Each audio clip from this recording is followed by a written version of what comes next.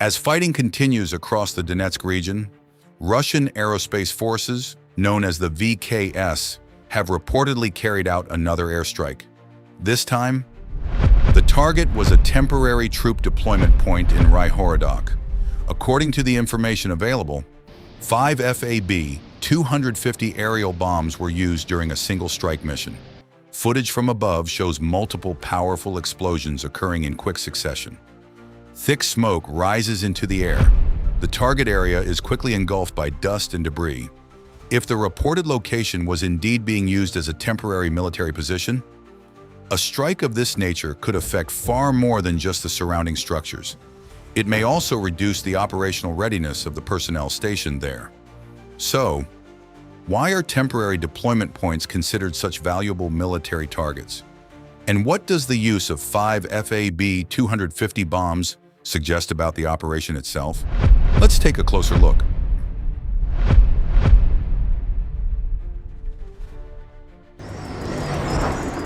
In modern warfare, a temporary deployment point, often referred to as a PVD, serves as a location where troops gather before carrying out operations. It may also be used for rest, reorganization, equipment preparation, or unit rotation.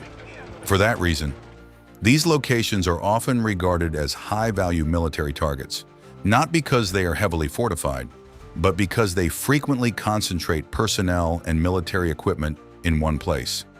If such a position is successfully struck, the effects may extend beyond physical damage.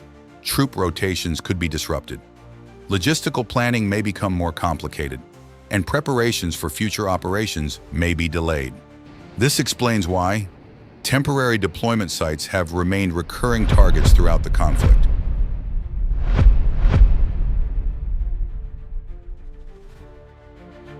Another interesting aspect is the choice of weapon. Instead of the larger FAB-500, the strike reportedly employed the smaller FAB-250. While each bomb carries a lower explosive yield, using several bombs in a single attack can still produce significant area coverage. Delivering multiple bombs across one target zone increases the likelihood of affecting dispersed military positions, particularly when the objective consists of several buildings or a relatively large military compound. In recent years, the FAB series has increasingly been fitted with glide guidance kits. This allows aircraft to release their weapons from a greater standoff distance compared with conventional bombing methods. From an operational perspective, this approach enables aircraft to reduce their exposure to hostile air defense systems while maintaining strike capability. It reflects an ongoing shift towards standoff precision attacks rather than close-range bombing runs.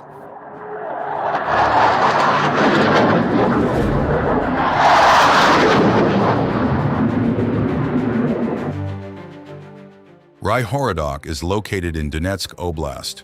Although it is not on the immediate front line, the surrounding area still holds operational importance because it connects several active sectors.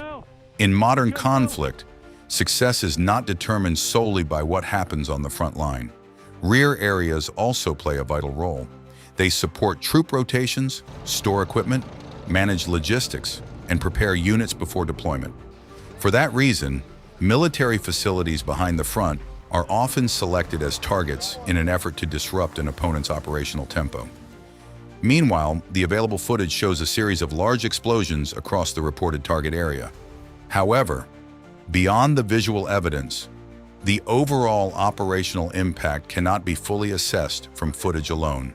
What can be observed is that strikes against troop concentration points continue to form an important part of military operations carried out by both sides during the conflict.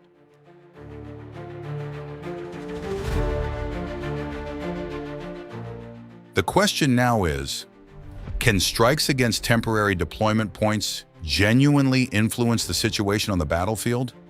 Or do they simply create temporary disruption before units reorganize and continue their operations? That is something worth considering together, because in modern warfare, military effectiveness depends not only on combat at the front, but also on protecting logistics, maintaining troop rotations, and securing rear area infrastructure. What do you think? Do strikes against temporary deployment points provide a meaningful tactical advantage? Share your thoughts in the comments below. If you enjoy in-depth military analysis and regular updates on developments from the battlefield, please support the channel by leaving a like, subscribing, and turning on notifications so you don't miss future analyses. Thank you very much for watching. I'll see you in the next analysis. Disclaimer: this video is intended for informational and educational purposes only. It provides analysis of military developments based on publicly available information, open source intelligence, OSINT, and visual documentation available at the time of production. The discussion focuses on tactical and strategic aspects of the conflict and is not intended to promote, justify, or endorse violence or any party involved. As events continue to develop, new information may emerge that could provide additional context or alter the overall assessment.